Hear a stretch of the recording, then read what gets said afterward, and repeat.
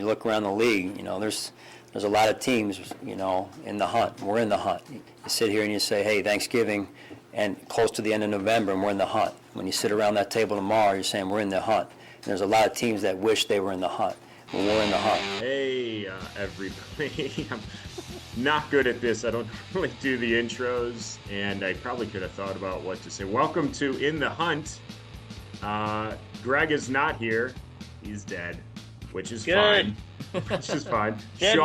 Sean is here, though, and then our special guest and recent Bills game goer, Mark Normand. Yeah. Never again. That was my 9/11. I wanted to kill myself. I left early. Brutal. I don't know how you guys do it. There's people, fat guys with their wives tailgating at 7 a.m. in the snow. It was hell. Well, we all went to the game, and I love the Bills, and I didn't have a good time. So I was like, I can't imagine what Mark's going through. Well, that's a testament to your fandom, Sean, is that I was like, I got a ticket if you want to go. And you're like, I'll fly in. And I'm like, okay, but it's going to be freezing. And you were there. Yeah. Well, so a background, this was, I think it was December 11th. The Bills won 20-12 in a game that was 7-0 at half. Josh Allen threw for 147 yards in that game. It was maybe our most boring win of the season. It was raining all game long, and it was so. And a background of how we ended up there.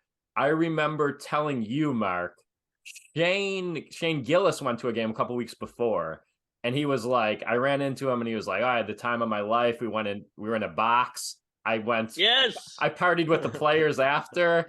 And then you were going to Buffalo, and you're like, "Oh, I should hit up some people, and maybe we could all do that." And I was like, "Oh, this is going to be amazing." And we did not get the Gillis treatment. No. This guy hit me up. He's the personal trainer or some kind of workout guy who maybe what do you call that when you physical therapy? And he knows Gabe Davis and all these guys, so he's like, we took Shane. We're going to take you. We'll come to the show. We'll introduce ourselves. And I was like, this is incredible. Finally, a little success. Here we go. They came to the show. I didn't have a great set. And I got heckled for 20 minutes. I met Gabe Davis. He was very nice. And then they're like, tomorrow, we'll hit the game. Come to my place. I'm in QAnon, and it'll be great. And you're like, wait, what? And remember, we showed up to this guy's house at like 11 a.m., and we sat in his living room awkwardly. Then he gave us all hand warmers. We go to the game. We wait in line. We park a mile away. We were just like everybody else. It sucked. No, wait. I forget. Did you go to Gabe Davis's house? Who was that? Yeah, Kyle, we went to Gabe Davis's house. Yes. Yeah.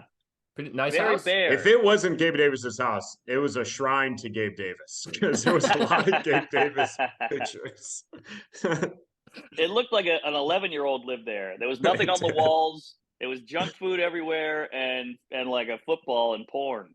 Yeah. My favorite part too of that morning leading up is we didn't know if we had a box or not. And then like even up to the point we left the house, we were like, it has to be a box. This guy's like Davis's best friend. It has to be a box. And then as we're about to leave, the guy looks at Mark, who's in like a track jacket and jeans and sneakers, and goes, you wearing enough? You're going to be cold. and then we just looked at each other like, we're not in a box. We are not in a box. Yeah, the whole day we were just debating box or no box. And I'm such a chooch. I didn't know there was no roof on the stadium. I was like, oh, at least it'll be warm in there. It's Buffalo, the coldest town in America. There's going to be a roof. No roof. Open air. What do they think? Buffalo's the only city where people will lose their foot over the snow or diabetes. It goes either way. So, yeah, we went to the game, and it was freezing. It was raining. The game was boring. The game was boring. It was a complete, and I flew in. I was like, oh, we're going to get this box treatment. And it was a bummer all the way around. And you left at half, right? I left at half. I couldn't take it. This is when the Bills were cooking. Like you guys were making some headway. You kept winning and winning and winning. So I thought this is going to be great. and I couldn't have been more miserable. I was freezing. Remember, we'd go stand in the hallway for 20 minutes and warm up, and then we'd go back out. And then the flat earther guy kept headbutting me and getting me in a headlock, and it was rough. He was a very for being a conspiracy theorist, he was very nice letting us in his home. Yes, I do want to say that he was very hospitable, very alpha though. He was very frightening, man. Yeah, and I'm trying to enjoy the game. I got a hot dog going, and every now and then he would just lean in and be like, Biden's a lizard. I'm like, oh yeah. God damn it. I'm just trying to watch the game. Sure. These celebrities, they drink kids' blood. I'm like, oh, cool. Can you pass the mustard? Oh man, I swear at one point there was like a third down. And the Bills were on defense. There was a third down, and he leaned into me and said something about San Bernardino, and I was like, "What?" I was like, "It's third down, dude. Leave me alone." Have you been to many NFL games? Well, I went to a bunch of Saints games growing up. I went to the Super Bowl. I've been to a few 49ers games. For some reason, I get a hookup in San Francisco whenever I do the club out there. Did we go? No. Sean? No. We went to like a Wisconsin game, a college football game. Oh yeah, that was fun. But yeah, I love an NFL game. I like the sunshine, the beer, the whole thing. But this was the exact opposite. This was hell on earth. And then getting home was a whole nother saga. I had to wait like 2 hours for an Uber. I split it with some Mexican guy. He didn't speak English. He almost fought the driver. Brutal. Did you notice anything about Bills fans in comparison to Saints or 49ers? Oh, yeah. I mean, the 49ers, they're real rabid fans, but they're positive. I feel like the Bills, there's such like a scowl on, they're like, we're going to win this one, and they're angry. But the 49ers is more the bubblier. Yeah, that checks out. More sun out there. That's what it is. How was going to the Super Bowl? Well, I mean, again, Bert Kreischer bought the tickets. They were $30,000.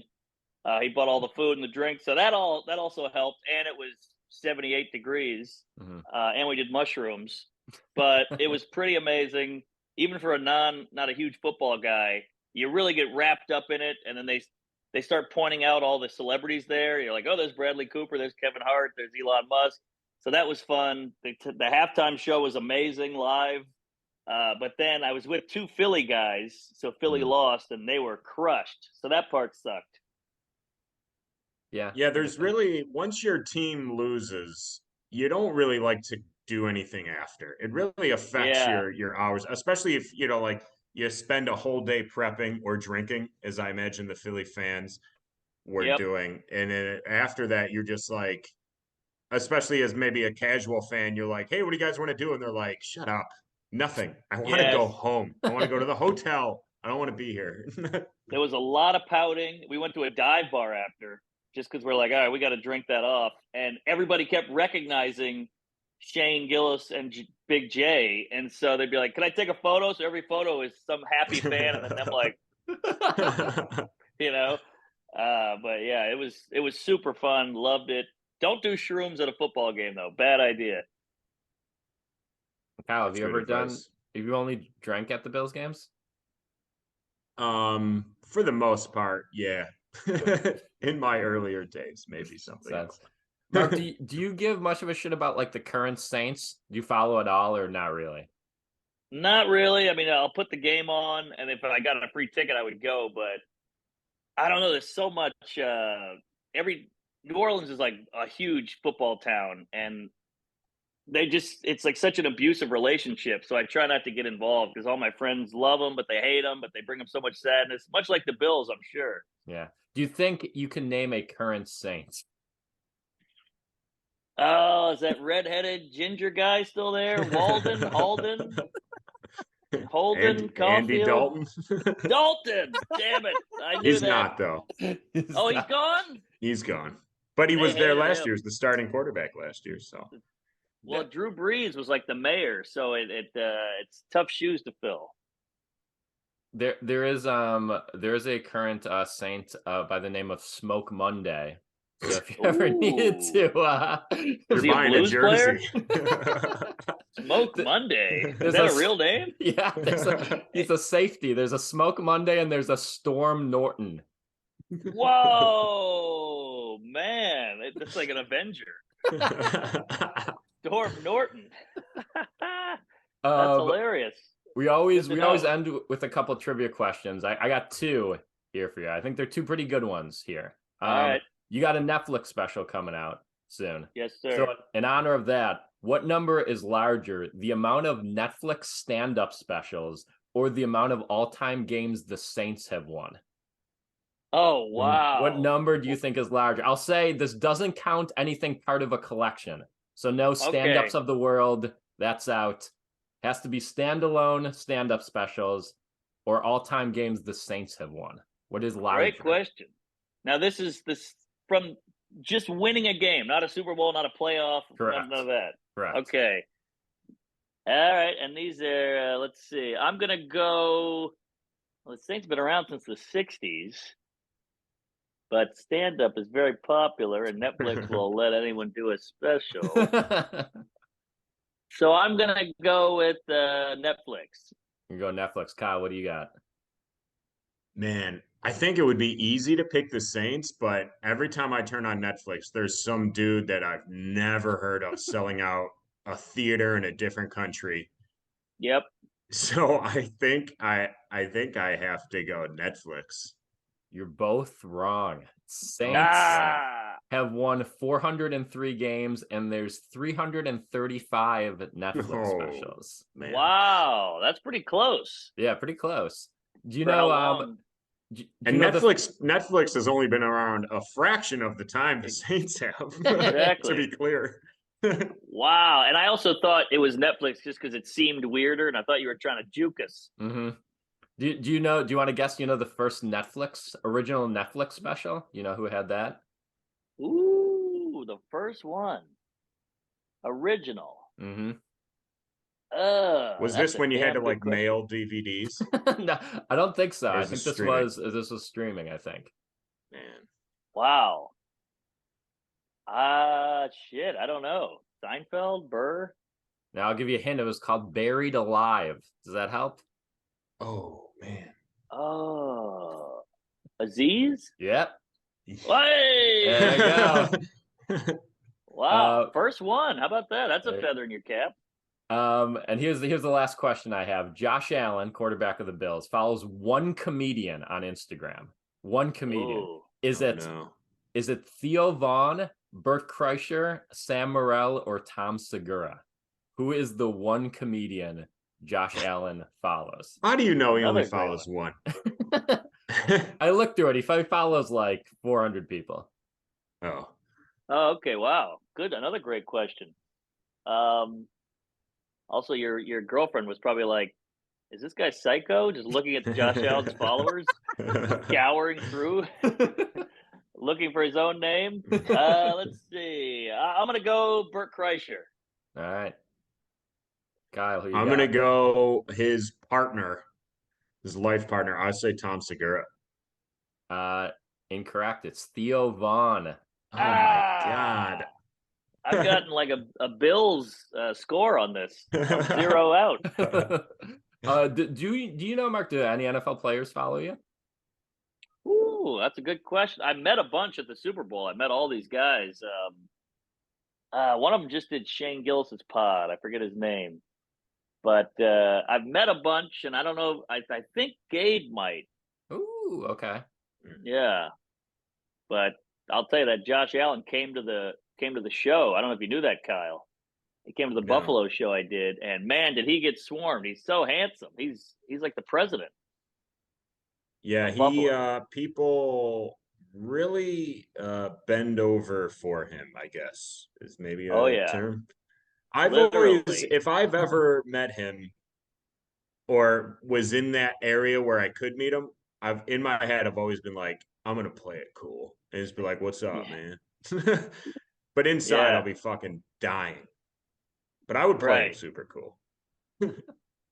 Yeah. Well, We'll give him to follow you next. That's the goal. I'm sure he'll look for my name. So consider you had the worst time of your life at a Bills game in December. If you were ever back here September, October, would you just be like, no, you had your chance to impress me, Buffalo Bills? Or would you be like, you know what? The weather's nice now, or not raining and wet. I would enjoy it. I'll give it another go. I would go 100% if the weather was good. I love the Rabbit fans. I love how psycho everybody is. And we wouldn't have the flat earther guy there. That's true. And I also had a flight that night. I had a flight at like 7 p.m. So that was looming above me, and I was hungover. So yeah, I would definitely go again. All right. Sounds good. If you're ever back, let me know. You'll have the tailgate experience of, I don't know, eating in a field. That's really all tailgating is. Eating and drinking in a field. I'd be down, and I was actually very impressed that the ladies hung in there. I was shivering and whining, and the women were like, "Come on, you queef, get it together. Here's a White Claw." So I was impressed with the Buffalo ladies. They were eating turkey legs, and they're wearing T-shirts. Well, good for them. That's all the validation we need. And thanks. Thanks for joining us, and check out Mark's special on Netflix coming out. Was it July, August? July 25th. All right, there you go. Looking for that Josh Allen follow, baby. We'll tag him in this. Yeah. Thanks, Mark. Thank you. Go Bills. What's up, everybody? I'm still doing the intros while Greg is out. Mm-hmm. It's still in the hunt, and we're doing another what's a segment? Well, what do we call these broken up little pods? We're doing a little pod and a big pod. We have Sean Murphy, and now representing the Washington Commanders, we have Courtney. Oh, I just noticed you took Casey's last name now. So I had Maginnis in my head. I was like, no, don't say Maginnis. No, say Maginnis. I am Courtney Maginnis for comedy. I'm my own woman, but legally speaking, yes, my husband owns me. Okay, whatever. Well, look at what a great segue. Speaking of ownership, we could go right into the Washington Commanders have the best offseason in forever because they got a new owner. Just you saying that, I have chills up and down my body. You know what I mean? And I know it, and I read it, and I talk about it, but like just hearing people say it every single time just makes it feel more real every time. I read some great stats today. Listen to these stats. The pre-Snyder Commanders had more actual MVPs than the Snyder era Commanders had players who received the MVP vote. They also won more Super Bowls before Snyder than they did playoff games. Oh, Snyder's era. Bad owner, he's out. New owner can't be worse, right? I mean, even if you have another 7-10 season, it's blue skies ahead.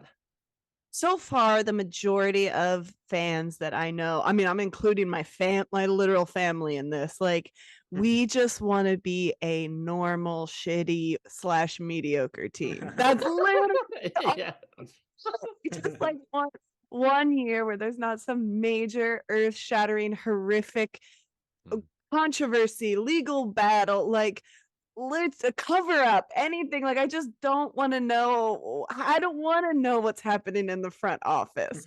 I want to be able to like remember injuries or whatever, like normal football things. I don't want to be like, oh, they covered up sexual abuse. Yeah. Like that sounds charming and delightful. 7-10 without any sexual abuse. That sounds great. That's a winning season. That's winning season, baby. Snyder was so bad. You guys have won 3 Super Bowls, but you feel like worse than that. Like you feel like a worse franchise than the Bills, even though you've won 3 Super Bowls.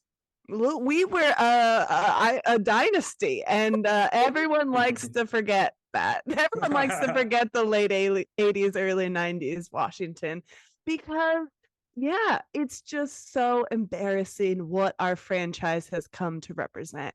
We had the first black quarterback to win a Super Bowl game. We had like some of the most iconic plays or players in NFL history, and everybody's like, just don't talk about them. It's so embarrassing. It's so embarrassing. Also, I don't know if you guys saw this, but the other thing that just happened in the last couple of weeks is that the trademark didn't get passed for the Commanders.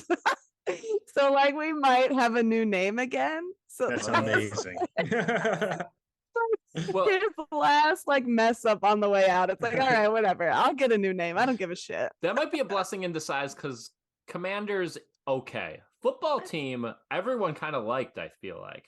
Football team was the best thing that ever happened to me. I will say I liked football team, but you kind of liked it how you like a blind three-legged dog. You're like, I don't want it, but it's funny.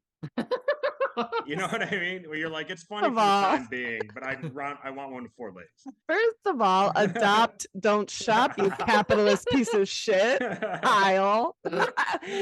Kyle, you wealthy white woman. What the hell? I love a three-legged blind dog. I love a dog with a wheel. I love it all. I just thought it was, and this is again Snyder era, so I thought it was the most charming thing about us that we were called football team. I thought that was hilarious. It was like great. I am happy to have now. I have like all this legacy merch. I have racist merch. I have generic brand merch. I have this one tiny Commanders merch. You know, it's what about this? What about this era? idea? Every 5 years they get a new name. I love it. That's pretty fun. That's pretty fun. Yeah. I think it's so fun. And you know what it is? It's like everyone was so tied to the racist name when most everyone is like, just change it. Who cares? It's about the city. Yeah. It's about, I would be more devastated like when teams move cities, you know, like that is how that's like what, because it's your community, right? It's like that's what you care about. It's like, who cares about the name? The name's the name. Who cares? Those old jerseys with the racist names. I feel like you could put those in like a secret room in your house that you have to go to. How like old men carry like the Nazi memorabilia, but you got to go behind a bookcase. You could be like, check out the old room. Just build a speakeasy in my apartment. Yeah. I don't have a closet. I don't have a closet in this apartment, but I do have a secret racist room. That's my signed Joe Theismann jersey. Don't say the name on the front. The other big news in the offseason, signed Eric Bieniemy, offensive coordinator and assistant head coach. And man, if he could do anything with that offense, he's really taken expert level Madden type challenge there. Absolutely. We don't even have a real quarterback. I mean, no offense. But like, yeah, I'm really curious what's happening because I thought Rivera was very close to retiring, playing around with the idea. I mean, he's a cancer survivor. I don't know where he's at, but the rumors were swirling that he was close to retirement. And so I'm like, oh, is Bieniemy like being trained into head coaching? What is happening here? Like that's I think that's kind of, I mean, if anybody can do it, it's him, right? Like who else in the NFL could make Sam Howell an iconic quarterback? I'm not sure. Your quarterback, I wrote some of the names down. The quarterback journey since Cousins is really Bill's drought era sadness. I mean, Alex Smith, Case Keenum, Dwayne Haskins, Tyler Haneke, Carson Wentz, Ryan Fitzpatrick, our old friend, even Mark Sanchez got in for a game. Yes, he did. It's like they're daring you to watch. Now it's Jacoby Brissett and Sam Howell and ex-Bill Jake Fromm. Jake Fromm from Georgia is holding the comic. It wasn't there a comic named Jake Fromm? What's going on? I mean, do you believe in Sam Howell? Have you convinced yourself? Jacoby Brissett was okay last year in Cleveland. He was okay. Yeah, you also just named like 10 okay people. Do you know what I mean? Like it's like they're at least they seem to be doing the tank right. But the problem is they got a good team just the most important player is terrible. But like, I don't think you can tank with the rest of the roster. Yeah, they're like No. the Jets. Like they're a QB Absolutely. away from, and the rest of the team's pretty solid.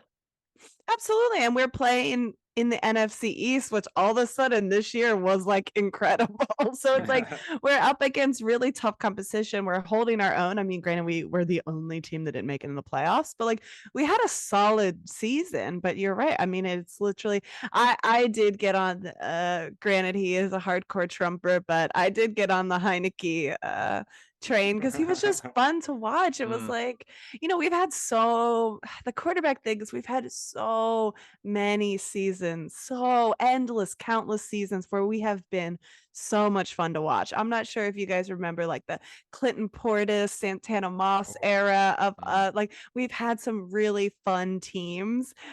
Chris Cooley was there then, just really fun teams with like Mark Brunell as the quarterback. And it's like, I'm just so used to this. I'm just so used to this that I wouldn't even, I mean, RG3 was going to turn everything around for us, right? RG3 was our answer to it.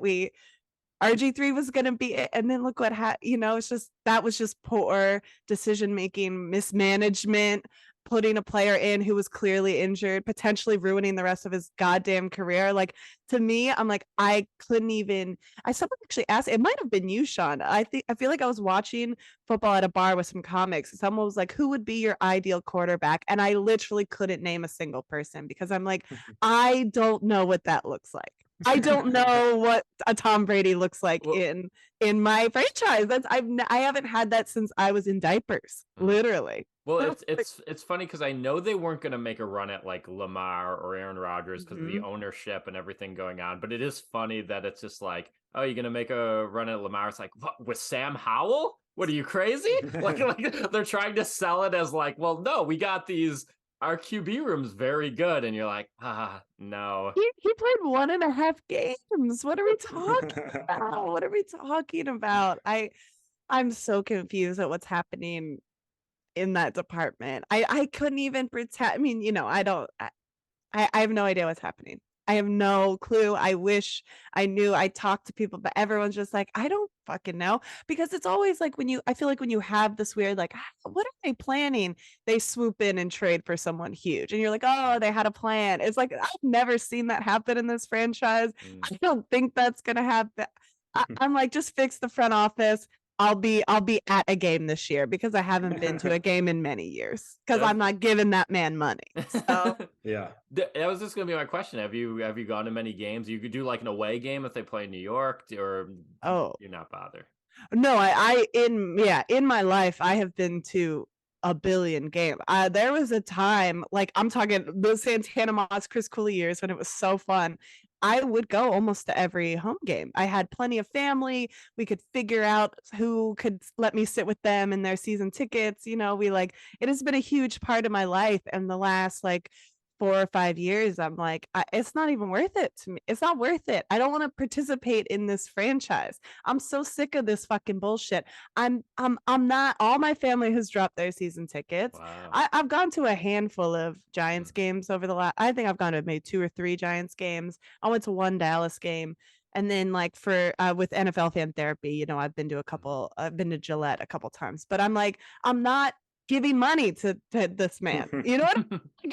I'm not giving money to him. I haven't bought any licensed anything. Now I'm ready. Now I'm fucking ready. Okay. I've been buying shit on Etsy for 5 years. You know what? I'm ready. Give me some overpriced NFLshop.com merchandise, but I haven't been going, but that was a huge part of my life. So now I'm ready. Let's go. There's nothing better to me than sitting on a Sunday at 1 p.m. in a sunny stadium. There's nothing better in the world to me. I think it's pretty nice. It's the best. Oh yeah, Sean, that's when you're having fun. I know you don't drink, but that's usually the fun not part. when you have lots of smoothies. So has 20 years of terribleness. Now with me, the Bills were bad 20 years. I became super pessimistic. Are you always the optimist? Because I get made fun of a lot on this podcast for always thinking they're going to suck. Even with like Josh Allen, I'm like, yeah, they're going to suck. Yeah, I love you guys. I think you guys know me well enough to know that if you ask me if we're going to win the Super Bowl next year, I'm going to say yes. Like I'm like, yeah, we're definitely going to win. I think that probably 90% of my family and friends are the way you are, where they're just like, I can't. And I feel like plenty of people I talk to with fan therapy and everything, people are just like, fuck us, right? I am forever an optimist. I'm one Eagles win away from being like, we're gonna take it all. You know, I am all. It's fun when someone's when everyone else is so pessimistic. That was my role on the pod for a while. Kyle would be like, Josh Allen's gonna stink. Everyone's gonna stink. I'm like, I don't know. I mean, Nathan Peterman, he's gonna come back from that 5 interception game. He's gonna be big. And it's fun to think that way sometimes. It's fun, and it's like, what's the harm? You know, just fake it until you make it. You know, that's what I do in comedy. Why not do it in football? You know, Sean and I just did one of the worst shows I've done in quite some time. Full of people too. We couldn't even blame that. Tons of people just staring at us. I'm just staring. Are you guys having fun? Dead silence. You know, that's how I feel about football. It's just like, oh, why not? You know? Yeah. I mean, go ahead. I was going to ask you guys, what's next year? Are you going to win the Super Bowl? No, absolutely not. That'll never happen. We're going to be very good, and we'll find a new way to blow it. I could see getting to the Super Bowl. Oh, I would love it. And then us beating you again. Yeah. Rematch of the 90s. Yeah. Doug, if that happens and I see Doug Williams in that crowd, I'm going after him. No PTSD from me. You're married to a diehard Patriots fan. Unfortunately, the most hated, maybe the most hated franchise in all of sports. They play each other this year. They play each other this year. They play each other this year on our 4th wedding anniversary. Whoa! Baby, we're going. We have to go. We're going. I mean, now's the year. Who cares about Mac Jones? Mac Jones versus Sam Howell might be fun. Yeah, absolutely. It's so funny. At first, when you were saying that, I thought you were going to say my husband was most hated man in comedy. You know, he just lets me, because I get all my aggression out in football, if that makes sense. So I get very angry at the games. Don't get that twisted with my previous statements. I still believe that we're the best team in the NFL, but I get very angry when we don't perform to that level. Does that make sense? So my husband is very chill, and he's very like, to go out there and have some fun. You know, he doesn't get upset the way I do. He doesn't have the childhood trauma, the Irish Catholicness. You know, he doesn't do that. So it's I find it pretty easy as far as Patriots fans go to be with him, but to be around anyone else who's a Patriots fan is a literal nightmare. A literal nightmare. Honestly, I want them to be bad for 20 years so badly. I want them to be just not even bad, mediocre for the next 20 years. And I want them to all live in it and sit in it and simmer back down. And who gives a shit? You know, just it's our turn. Okay. Specifically, the 2 teams on this podcast, it's our turn. We're speaking our language. We had a stat, I don't remember the exact one now, but like Tom Brady had like the 10th most quarterback wins in Buffalo of any quarterback of all time, just because he would come here every year and beat us. Right. And he like got up the Bills rankings. So just from getting 1 win a year, he was like 12th place or whatever. That makes me want to peel my skin off. Yeah, it's tough. I don't know how you guys are in that. I mean, listen, I'm in a division with the Eagles and the Cowboys. I think those are 2 pretty hated franchises just because of their actions and their personalities. Not necessarily because they're that good.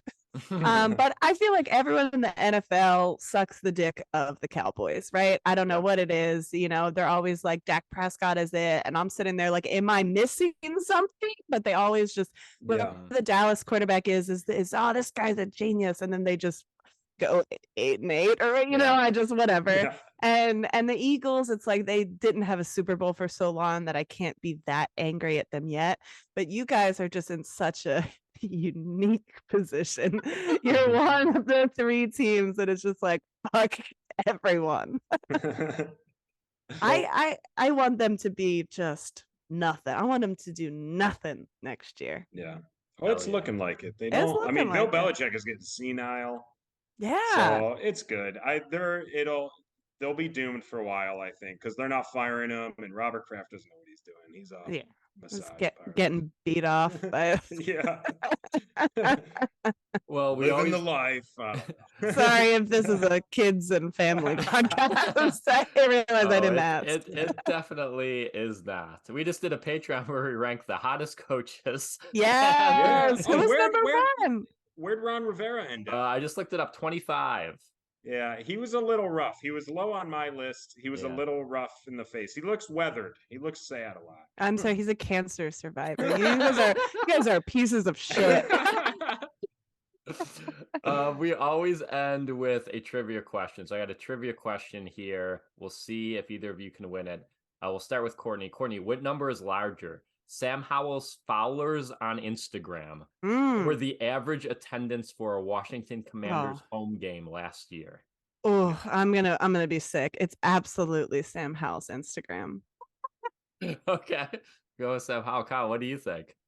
I believe Sam Howell played at Ole Miss or UNC. And I think Ole Miss. I don't know. That school's not in Alabama. I don't think he's getting like national followers. So he is cute though. He is cute. He's a good looking dude. He's got cool tattoos. That's always fun. I thought he was UNC. Maybe I'm wrong. Was he? I don't know. He's one of the two. There's a quarterback that came out of that draft. Do you know how many quarterbacks I've had? You already named them, all right? I can't remember the shit. A lot of ex-Bills too. Rob Johnson, Todd Collins. I'm just crying. It's bad when John Beck was a big one. It's bad when you get the bad Bills quarterbacks after we cut them, where you're like, we're gonna give them a shot. The Commanders Stadium, they're a big team. They're always on national television. So I assume they have a big stadium. So I'm gonna go, and diehard fans. So I'm gonna go with the attendance. Well, Courtney, our guest, is correct. Son of a bitch. The average attendance 58,106, and Sam Howell 98,000. That's too much. He was a 5th round pick. You're sick. You're sick, Kyle. Also, do you know that this is when I still was going to a handful of games, but we were losing attendance so rapidly. You know how you have to have a certain part of your portion of your stadium sold in order to broadcast on network television. So they would just paint plywood maroon and put it over seats and pretend they weren't there. That was literally happening. So I knew it wasn't going to be good. I will tell you, I will be at FedEx Field in August to see Beyonce, Giselle Knowles Carter, bitch. All right. And it will be a little more than 58,000 seats filled. Okay. Take note, bitch. Yeah. Well, she's no Sam Howell, is what I always say. Well, thank you for joining us, Courtney. I hope Washington has a good year. I hope they lose week 3 to the Bills, but otherwise, I hope you make the playoffs and that the Patriots are bad forever. I heard you're predicting a Super Bowl. Thank you guys so much for saying that. And I love you both so much. You're the funniest. Thank you for having me. All right. Thanks, Courtney. Thanks, Courtney. Let's go, Buffalo. Let's go, Buffalo. You know how in the movies it's usually like an old curmudgeon-y guy and he's just racist, but then like he gets to know one of the minority he hates and he finds out they're not that bad. That's what we have on the pod today. You hate Pats fans, you hate Patriots fans. Geez. Then you meet a guy named Randy Gardner and you're like, Yeah, they still fucking suck. but Randy's cool. Racist. Yeah. Oh no, I no, thought you're not in this metaphor. You're not racist. You're just a Patriots fan. I'm just saying there's the one. Forget it. Yeah. Greg, We'd be the old racist. We hate without knowing. Greg's living his Gran Torino. Yeah, I was gonna say, Exactly. Greg, you just described it. No, not Clint Eastwood. Who is it? Yeah, Right? Clint That's Clint Eastwood. Eastwood, Yeah, you The described Moms. his movie, but I don't think he meets a minority and then likes them. I He think does. He He just does. continues to dislike them. Vince never I'm talking met about a in real minority he life. didn't like. Oh yeah. He hates him in real life, but he can act like he doesn't. That's how good of an actor Clint Eastwood is. You're convinced he's not a piece of shit, but he is. He never breaks character. No, sorry, Randy, for the fucking terrible intro. Thank you for That's a coming on. fantastic intro. I love that. Thank you very much for having me. Always great to see you boys. Yeah, when we're here to talk Pats. Yeah, baby. Now, so I think we should just jump right into it. Rumors have swirled this offseason that the Patriots were shopping Mac Jones. Is that true? Do you think they did? Did you agree with it? Will Mac Jones be the New England quarterback 2 years from now? And what was the XFL team going to give them in return for him? That was I think it was more of an endorsement. It was like Mountain Dew Code Red thing. Like we trade cases of that for Mac Jones. That's a loaded. First of all, it's multiple questions. Yes. 2 years from now, I have no idea. Will he be the quarterback at the end of the season? I don't know. Were they shopping them? I mean, I hope so. Like if there were options out there and they could make moves, in Bill we trust, then go for it. Obviously, we got Billy O.B. back. Roll Tide. And when you have Billy O.B., we saw what Mac Jones could do with the defensive coordinator. So I'm very excited to see what he can do with an offensive coordinator. And Billy O.B., he also went to my high school, St. John's Prep. Eagles on the Warpath. Wow. No big deal. A lot of plugs, guys. We're plugging a lot. We just had an active shooter hoax the other day at my high school, so we're doing all right. Wow. Yes. You got Billy O.B. That's my bad, Randy. Well, we got Billy B.O. as our offensive coordinator. Yes, exactly. He stinks. So you have a better offensive coordinator than the Buffalo Bills. That is. We'll certainly find out. I was going to say, Randy, the Patriots seem to be in such disarray that you got me up here defending Mac Jones. I'm telling people in Buffalo he's not as bad as he was. And I mean, am I wrong? Should I be telling people he is bad? Because his rookie year was great. It was great For a rookie year. And then last year threw 11 made the Pro Bowl by touchdowns. accident, but the Pro Bowl is a weird thing. But sure, I think he's better. I think listen, in no way is he on the level of, Josh Allen, Mahomes, Burrow, but I don't think he's out of the league bad. And that's what I think a lot of people laugh at. I agree. I see my thing with him more. I mean, he doesn't have like those guys like characteristics too. Like he's not a bigger guy like a Josh Allen type, but I also think he's not a leader like Josh Allen. Like Josh Allen shows like really strong leadership skills. And I read kind of contradictory things where you hear that like he's a leader in the locker room, but also like I've seen him in multiple games screaming at the sideline and ripping off his helmet, and you're just like, this isn't what I'd expect, from this year. Like we could suck, yes. We have growing pains, we have no coordinator, and I get your frustration, but also like this is where you show that you can throw everybody on your back and you'll take that, you'll dive in that grenade. Skill wise, I mean, we got stronger. We gave him some more weapons now. Besides Coach Billy O.B. But I think it's really going to be like a 6-game thing. Like you got to watch how this guy goes into the season. The AFC East is nowhere like what it used to be. And I really love the parity now, but I really have no idea what to expect out of him. I honestly think the Pats will be fine because our defense more than anything, like we have a solid defense. We got I think, stronger. And we've always been defense minded, but like I think with him, he's a huge question mark, and that's tough when he's your quarterback. The coaching changes should help, and I don't think the Patriots are bad, but they're almost even worse. Is that they scream mediocre to me. Like there's some good players, but it's tough to put them in the top 10 AFC teams these days because the AFC is so stacked that like. they just seem destined to win like 6 to 9 games until they really figure shit out. I mean, and that's where we are. We won 8 games last season. I see us right. I could see us winning 10 games this season. I think we should. I think they're going to be close games. I don't think Miami is that much stronger. You know what I mean? Like you guys, obviously, and of course the Jets on paper look fantastic. But I mean, they are mediocre. You know what I mean? Like we made some moves, but they didn't make anything huge. It's not like we signed Aaron Rodgers. You know what I'm saying? Like they didn't make that big move.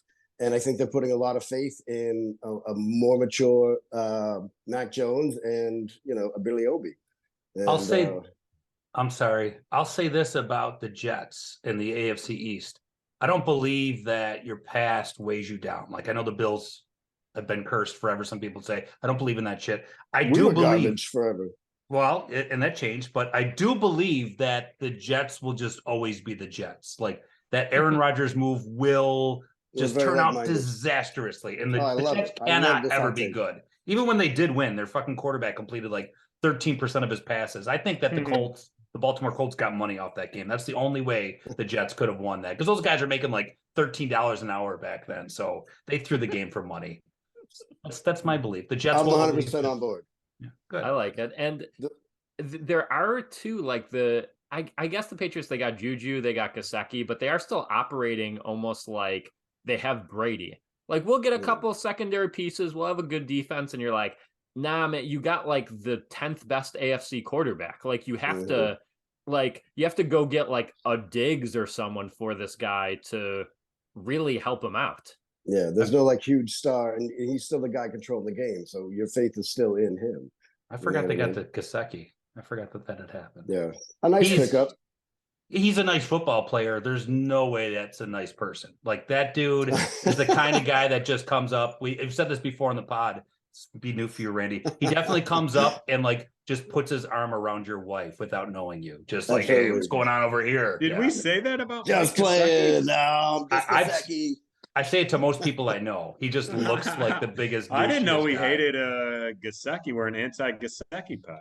I think that's I think that's what 6 years in South Beach will do to you. Just turn you straight into a douche. That's true. You see him do the gritty dance there or whatever?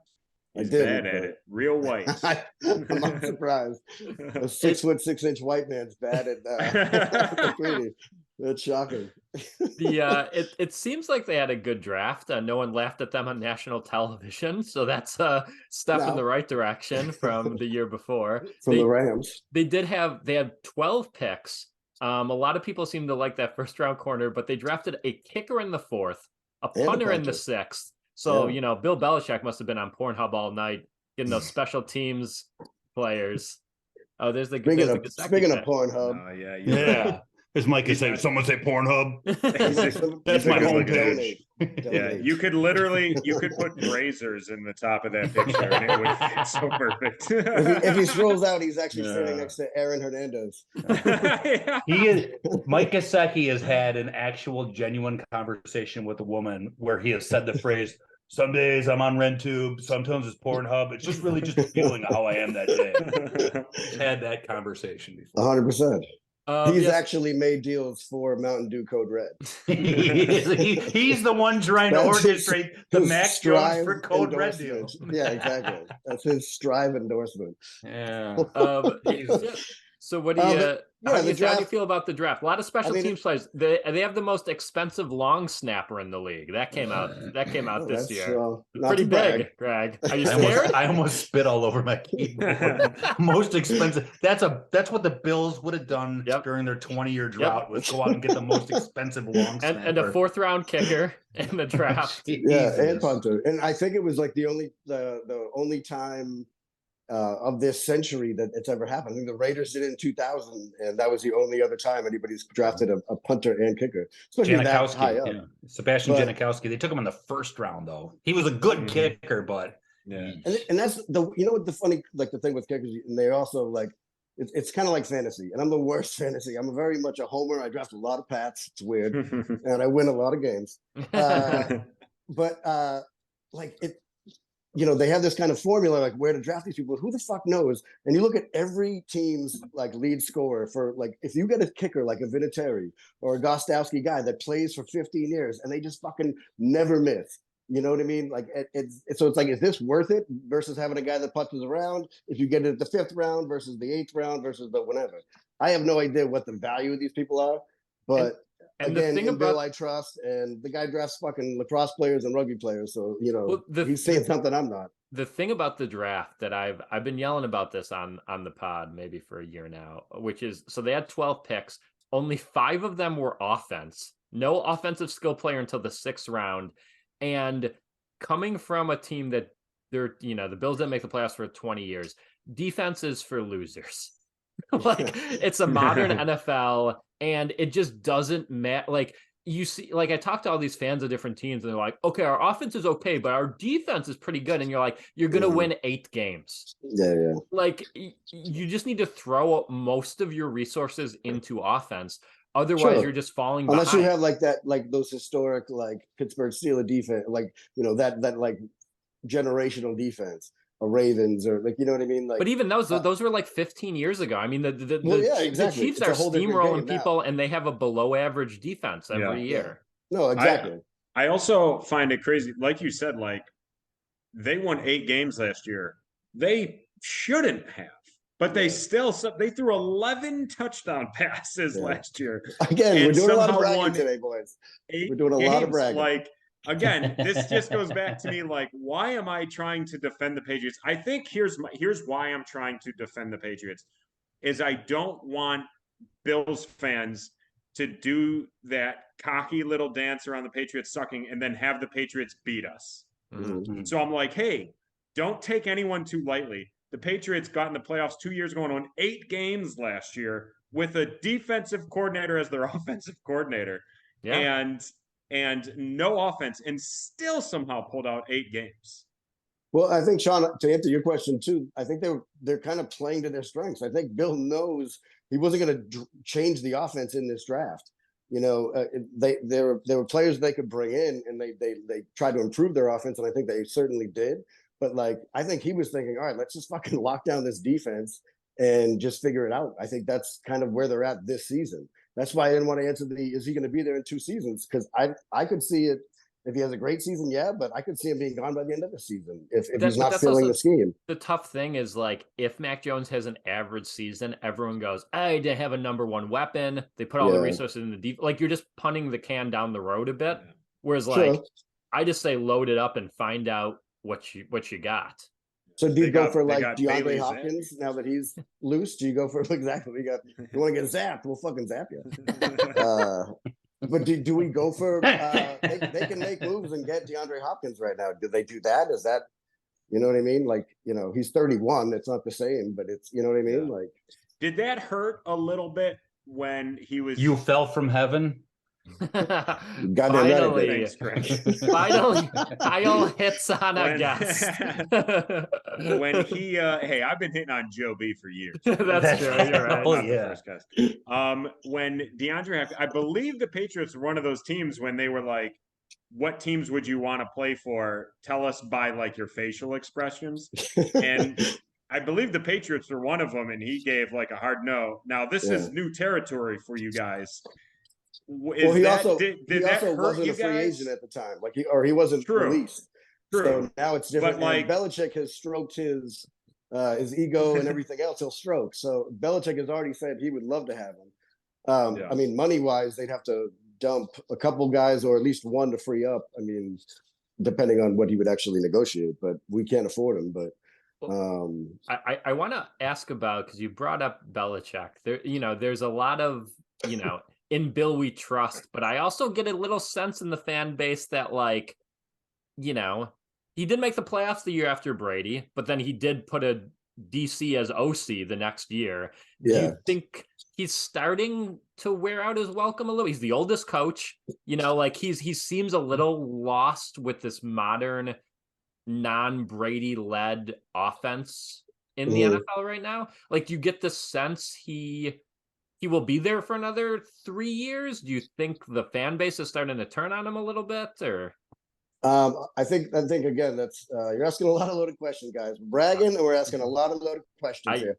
I try and come in hot. The first part, who gives a rat's ass what the fucking fan base thinks? Like, I literally, I talk out of my ass. I live in an attic. It's currently 85 degrees in here.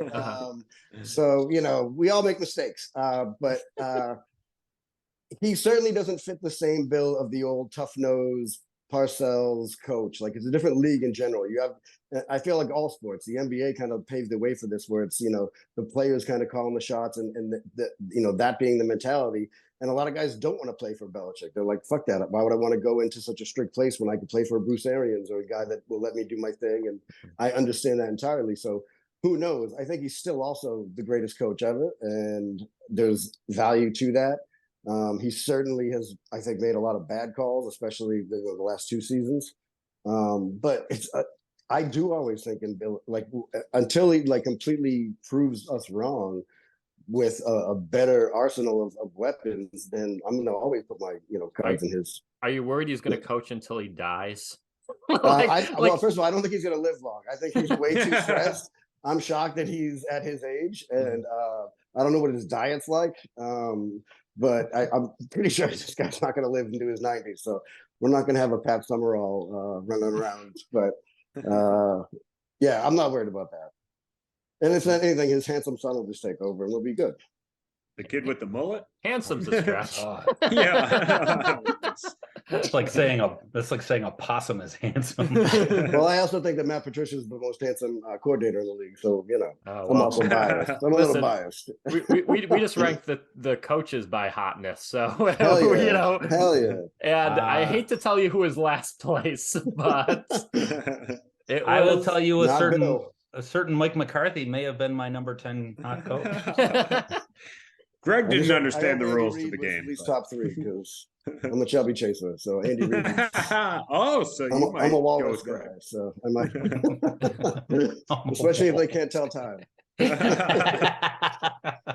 Another thing for him. We always end with a trivia question. I'm going to go Randy last on this one, just in case he already knows it. I don't think he does. But I probably don't. Let's start with Kyle. Kyle, Mac Jones before every game, no matter the time the game starts, always eats the same pregame meal. Is it A, spaghetti, steak, and eggs? Is it B, 4 hot dogs with mustard and onions? Or is it C, 3 crunchy taco supremes, a cheese gordita crunch, and a Mexican pizza from Taco Bell? I don't think it's the Taco Bell order, but I don't want to say why. Okay. You're a racist. It all comes around. He's Clint Eastwood. Here we go. What was the second one? Second one was 4 hot dogs with mustard and onions. Okay, New England, bratwurst, hot dogs, kind of bratwurst. I'll go. Spaghetti seems like such a heavy meal before a game, so I'm gonna go hot dogs. Going hot dogs. Greg, we'll go to you next. I think it's the gordita crunch thing. The mighty top. Like you're driving to the game, you stop at the drive-through. Like that dude's not like getting out of George Foreman and throwing some wieners on it. No, that's before you tell us who won, Sean. Let me tell you why I didn't pick Taco Bell after, but I'll let Randy go. Randy, what do you think? I would assume he picked Y because he would have to shit immediately. But I was actually, for some reason, when you started saying this, I thought it had something to do with chicken. So I actually think it might be the spaghetti. So we got 3 different answers. 3 different answers. I think it might be the spaghetti combo. Well, one of you is right, and it's no surprise. It's our guest. Spaghetti, steak, and eggs before every. He says even if it's like if he's in London, it's a 9:30 game. He gets up early, has spaghetti, steak, and eggs before any game he plays. And just do you think he mixes it in one bowl, like it's spaghetti with steak and eggs like tossed in? That'd be gross. I mean, either way, it sounds pretty. It's like Kyle said, too much. But I will say before we talk more about this, the 4 hot dogs was Wayne Gretzky. He did that before every game. Wow. And the Taco Bell meal was Justin Verlander. Really? Those are I all knew pitchers can deals. do that. so- Because pitchers are just, they're just sitting around. I half knew the it time. wasn't the Taco Bell order because they have discontinued the Mexican pizza. So I was like, it can't be that. I knew that. He's consulting his app to Yeah. make sure that they're like, wait a second, this isn't a number 12. Well, isn't it also somebody who wasn't it like Wade Boggs? Somebody in the 80s that I want to say played for the Sox would eat fried chicken every Yeah. game. Yep. I think it was Wade Boggs, and then I he think drank it was, 45 too. beers on a flight or something as well. So Wade Boggs just is an amazing human being, I guess is what the bottom line is. It was a different time for sure. For sure, yeah. It was well, I mean, that's I think the end of it. Do you want to give a Patriots prediction, a Bills prediction? I think it's going to be a lot of fun. I actually think the Pats and the Bills are going to give each other a run for money. I'm kind of with Greg. I think the Jets are still going to prove to be the Jets, and also I think it just comes down to a couple of injuries to flip the AFC East in general. Prediction wise, I think we win. I'm going to go strong. I'm going to say we win 11 games this season. Woo! I'm going to be a homer. Baby. But I could definitely see us winning 10, and I think I'm just going to be a little homer and push us one, and then hope that my boys do it. I think you guys should win 11 games, but we'll see. I think it's going to be a lot of fun. I think this season is probably the most. I mean, as a Patriots fan, and this again, a lot of bragging, guys. I've had a lot of great teams, so I felt confident going in. This is fun to be in a weird kind of limbo and see the AFC East in general have parity. And I think Aaron Rodgers is a douche, and I know douche. And, so I think the Jets are still going to suck, but your Boston douche dar is going off. And my douche dar. Oh my God. My jag-off radar. I'm very good. I may not know a champion, but I can tell you a jerk-off. But we'll see. It's going to be a fun season. So I'm going to say us for 11, and you guys, I'm going to say 12. But it's going to be a fun season, and we'll see what happens in the playoffs. So. Well, thanks for joining us. Any plugs you want to? I'm just excited for the Boston Bruins to bring Lord Stanley's Cup home to Boston at the same time as the Seas bring it home, baby. Titletown is back. It just feels good to be a Bostonian right now. So I have much. Didn't the Celtics just lose? What are you talking about? What's going on? I had to look at the date. Like, are we doing? Did I go in the past here? What a brutal fucking week, man. I mean. The Panthers, man, I'm certainly pulling for them because that's just been insane. But to me, the Bees were Stanley Cup Finals and bust. So to lose in the first round was just insane. Well, as always, we just hope your city gets a title one of these days. We all feel the same way, and that's why I love being on this podcast. So thank you, boys. It's great to see you guys, and thank you again. Yes, thanks you, Randy. Good to see you guys. You listen to it, you love it, you drink it in. We're not talking about Bills football. We're taking a break to do what everyone loves, and that is commercials. I was trying to do my best Chris Plumer doing live reads on In the Hunt. Two great tastes that go great together that are finally together there. Hi, Chris Plumer. Welcome to the In the Hunt cast. Oh, thank you for having me, boys. Thank you for having me. Do you know the rest of the guys, Sean and Kyle? Yeah, I think we've bumped into each other once or twice around, bumping shoulders. We're here to dive into the Bills' schedule. It was released a couple weeks ago. We got to go the ins and outs of everything. That sounded really exciting.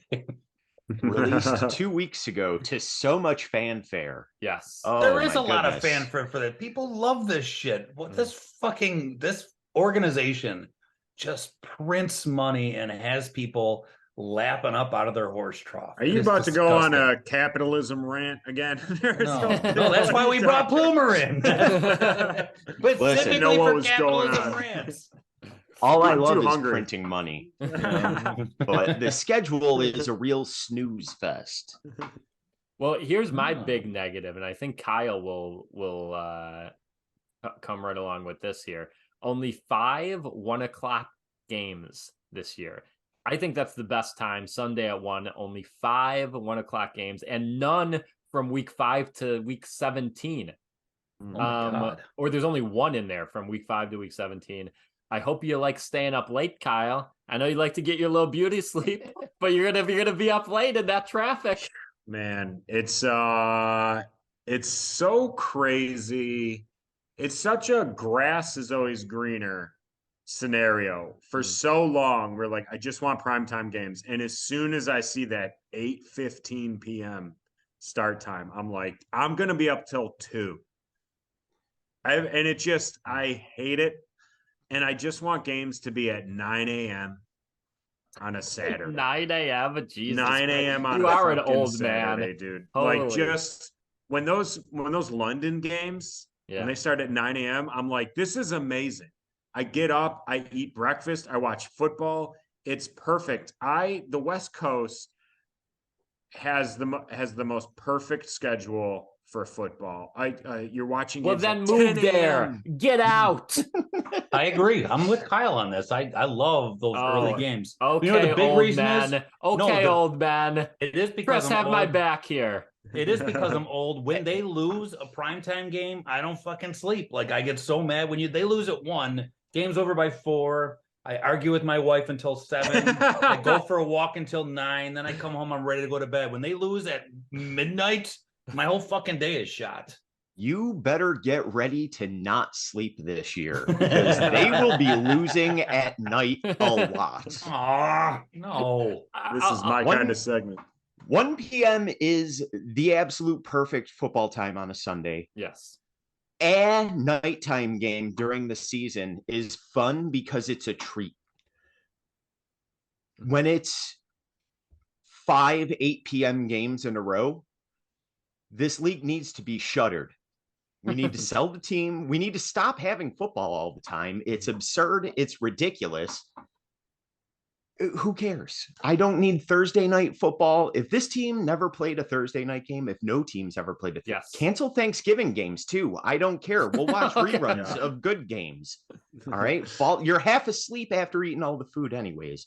Thursday night games are ridiculous. And what's even more ridiculous is that the Thursday night game we play at home for the Buccaneers. If it's a primetime game, I at least want to be excited. Oh, it's the Jets game with Aaron Rodgers. It's, it's the Bengals. Who the fuck cares about a Thursday night game against the Buccaneers? The rudderless Tampa Bay Buccaneers with nothing left to sell them. Yeah. Yeah, that's one where it's late. They'll probably win it, and I'll be happy. But if they lose that game, that's 2 days sleep I miss. I'm still mad the next day. So, well, Craig, you're going to have a bad long weekend that weekend. They're not losing to the Tampa Bay Buccaneers. That's not that bad. They have a late bye this year, which I like. Week 13, I like a late bye. But last couple of years, I felt like it's been early. It's been super early, and they really could have used the late bye last year. Yes. Like that was the extra week in the season seems stupid, but it makes everything so much worse. Like for the players I get when they were arguing about it, I was like, these guys are babies. What do they care about the health and safety stuff? But that extra week and it's been 2 seasons now and everybody gets hurt for no reason. Like 90% of the injuries are just a guy walking on the field or turning sideways. Like they're all us if we were on a football field, but they're professional athletes. And they want to add another week. And it's just like half the players are hurt by the time the season's over anyway already. The Bills start off on that field. I guess they changed the field, but they start off playing on the field where I guess it's like the worst field in football in New York. So the day after the Giants play on it too. Mm-hmm. That's really fucking stupid. So that better be a good new field. Although I will say that's an exciting opening game. Monday night at the Jets. That's an exciting week 1. Greg, how are you going to feel when they lose on a Monday night to a drug addict? Whoa. Aaron Rodgers went on Joe Rogan and was like, you know what I love? Percocet. You can see an interview of me high on Percocets. Then he was going to retire until he locked himself in a room and did ayahuasca for 2 weeks. That's a drug addict. And the Bills are going to lose to him. I did find it. Now, I don't know the NFL rules. I know you can't do drugs. I do know that. Some people get suspended for marijuana use. You never really hear of the other drugs. You never heard like, oh, this guy got caught with, crystal meth. Haven't you ever heard of suspended. Lawrence Taylor? He's in the Hall of Fame. Oh, yes. But recently, I'm saying. Yeah. He outright said, oh, Julian Edelman got caught with ecstasy, caught doing ecstasy. This guy outright said, I did ayahuasca. How come he's not suspended? What is ayahuasca? What the fuck? Is that darkness therapy thing, or is this a drug? No, it's just a crazy hallucinogenic drug. It's like mushrooms times 100. Ooh.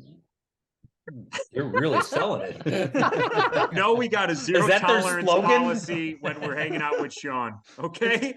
As long as Sean's on this pod, you and I are not allowed to do drugs. Aw. I love that slogan, though. It's like mushrooms times 100.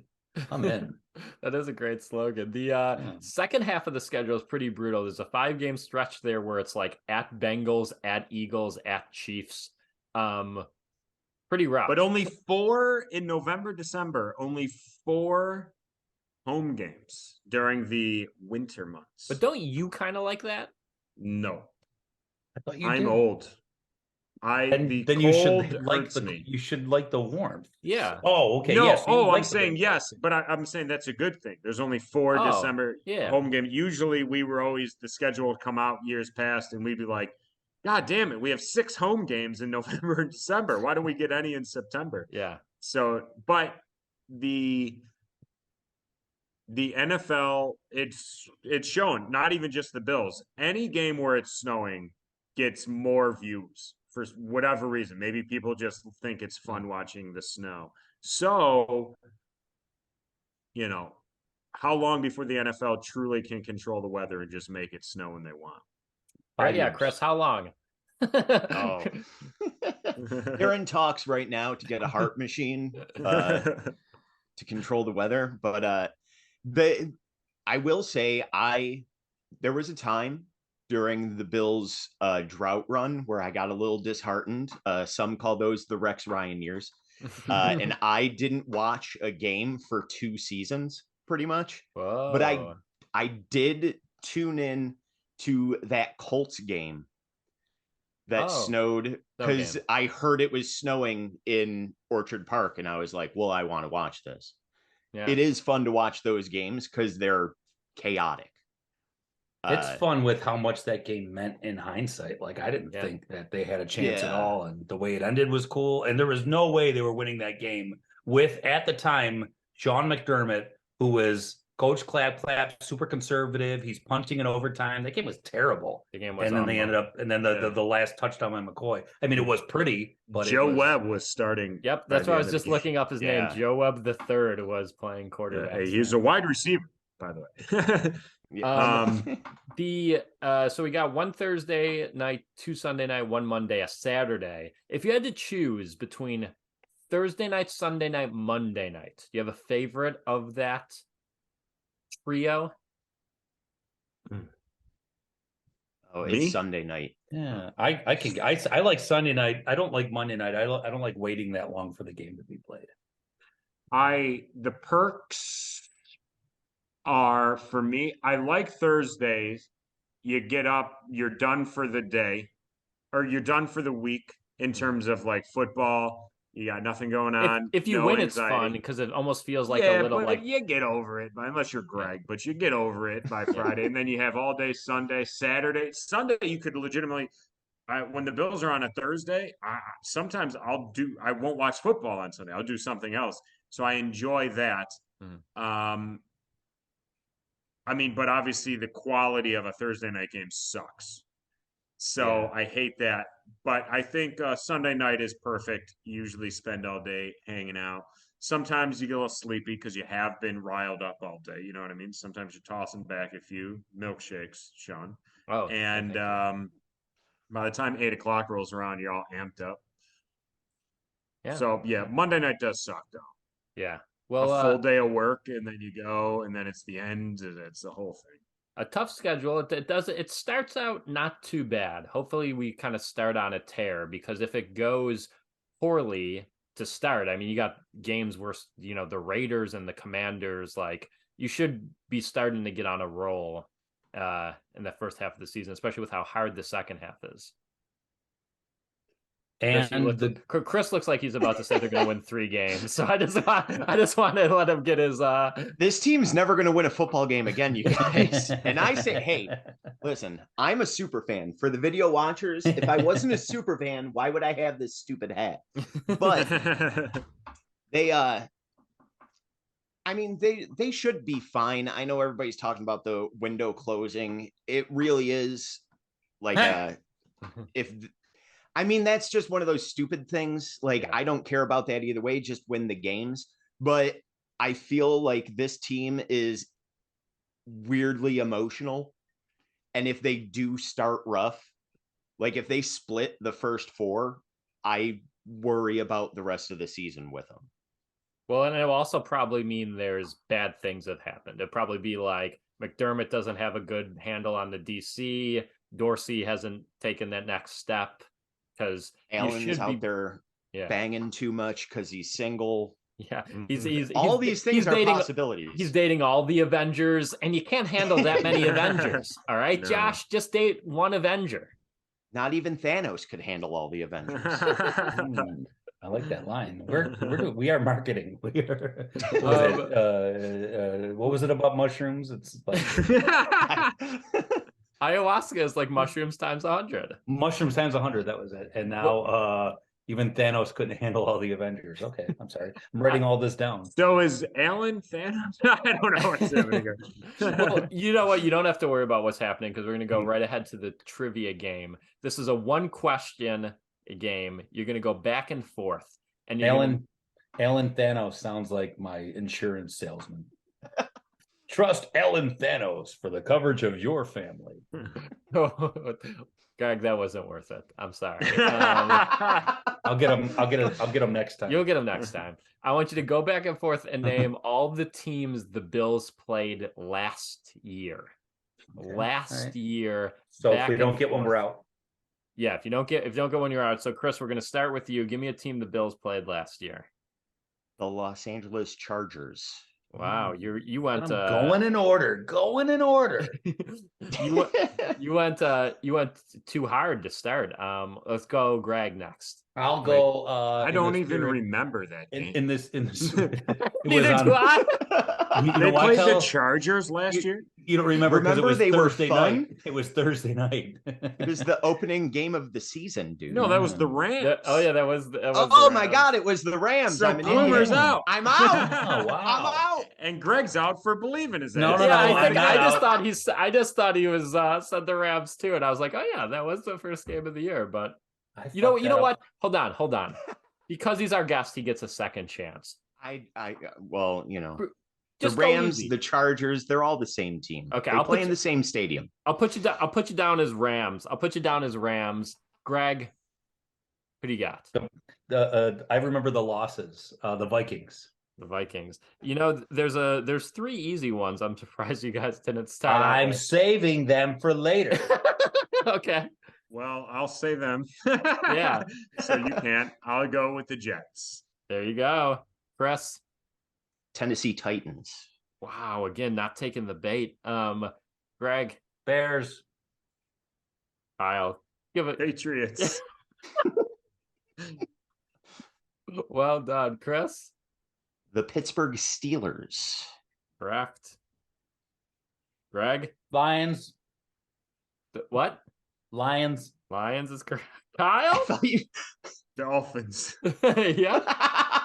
I was gonna take that away from him, but I couldn't remember which one he said first, and I would have guessed wrong. So, damn it, I was gonna do that, and then Kyle would have been out next turn. But okay, go ahead, Chris. The Green Bay Packers. Damn it, that was mine. I had that. It was mine. Okay. Greg, you got 4 choices left, or if you want to, Chiefs. Okay. I don't need shit. Okay. Don't even fucking talk to me. Goddamn Chiefs. I don't think this was said. So the Bengals. Yep. There it is. That's a no contest. I counted it. They played 9 minutes. There's 2 left. Chris, do you know one of the 2? Oh, buddy. They played the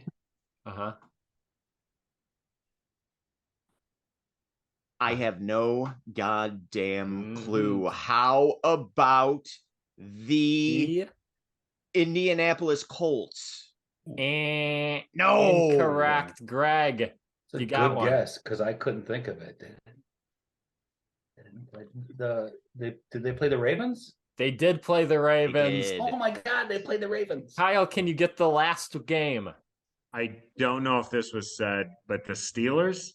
It was said. It was Fuck. said. Okay, All right, so I'm I gonna have mark to Greg. get listening. I'm gonna mark Greg as the winner, but if you want to try and guess the last one, it was an AFC team. Yeah, it was. I would say, was it Houston?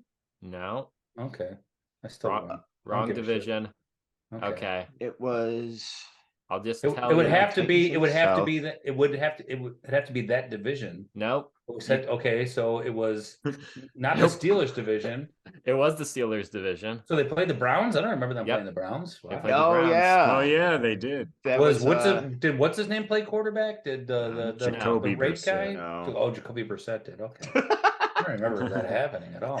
I mean, I don't know what Jacoby Brissett does in his office. he might. I don't want to just assume he doesn't rape. I mean, he's like, He seems like a good young man. Let's not put that out. You know. Let's not put that evil on him. I have a little, our number one Patreon. We always have a blurb from that person who right now it's Scott Dennis. And he says, as a proud Canadian in the Hunter, I was wondering what your favorite part/thing about Canada is.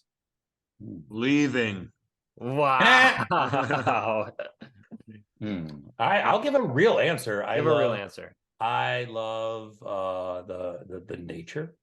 And why is the name of the park Algonquin Provincial Park is one of my favorite places on earth. I love it. Ooh, you know what I like? Wide open country, mooses, All right, Greg. pine martens. He gets it. Moose. I like the show The Curse of Oak Island in Nova Scotia. It's on the History Channel, and they look for a buried treasure. And that's in Canada, baby. I would check that out. So The most Kyle answer of all time. Okay. that's what I like. They look for buried treasure. They never find it, but it's really about them coming together as a team, and I really Two like brothers. that. Kyle's walking around in Canada. Some guy goes up to him and is like, hey, what are you looking at there, buddy? Oh, looking for a giant X. You seen a giant X around here? There's this show from Canada. I recently did shows in Toronto, and let me say this: Toronto, pretty hot city. A lot of hot people in Toronto. Yeah, that's a major city. I know, but I'm just saying, even for a major city, I mean, you go to Houston, see if there's as many hot people. There ain't. Yeah, I tell you, I went to Austin and I was disappointed in the merch. You know what I mean? The merch. I didn't even mean to sound that cool, man. That cool. That cool? It didn't sound cool. You did a great job. It didn't sound cool on this side. Calling hot people merch. You sounded like a real That's Jacoby funny. Brissett there. The Calling merch. hot people merch makes it sound like you have to pay. Yes. Sometimes you do. I've been told I'm a Toronto 3. I'll take it. I'll take it. Chris, you have a favorite Canada thing? I'm going to have to say the show Letterkenny, because currently I'm working on getting my way back into Canada. I haven't been in a long time. Number one Patreon, Scott Dennis. Dennis Scott, was that his name? Scott What's his name? Dennis. Scott Dennis. If you could hook me up, getting me over the border, that would be great, even though I'm mad at you for buying the podcast from me when I tried to take over the Patreon, but that's fine. Get me into Canada, all is good. Well, that sounds like Easy peasy. pretty good deal. And to end, speaking of the Patreon, let's plug that Patreon. If you haven't signed up, sign up. A lot of good bonus episodes. We talked about the 3 episodes we did ranking the hottest coaches. I love was that right fun. before you said a lot of good episodes. We just finished ranking the hottest coaches. Those are great episodes.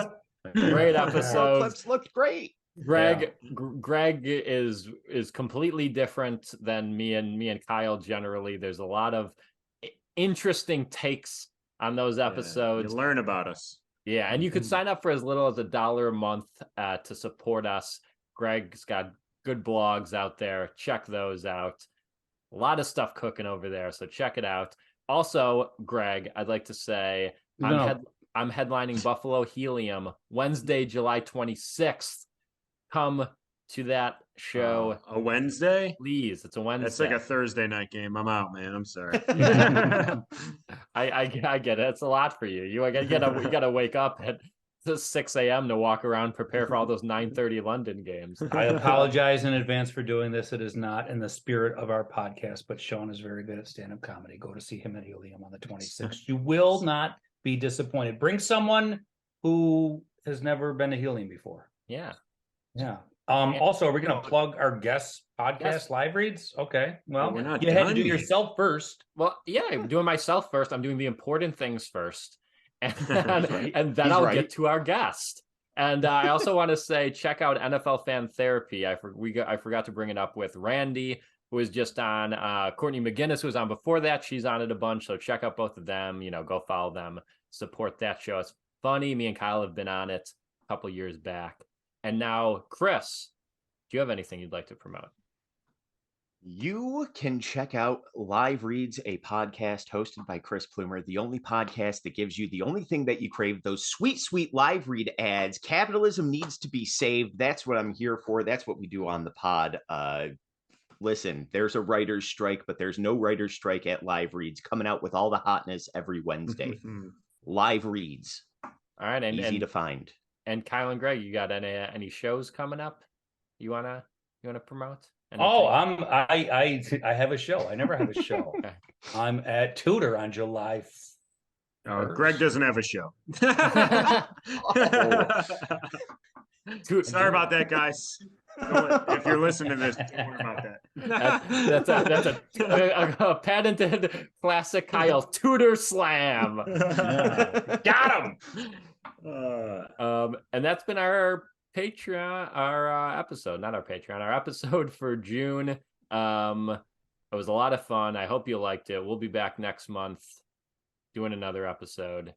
It'll be hot. Greg will be sweating. He'll be annoyed. At some point he'll go, why are we doing it? It's 90 out.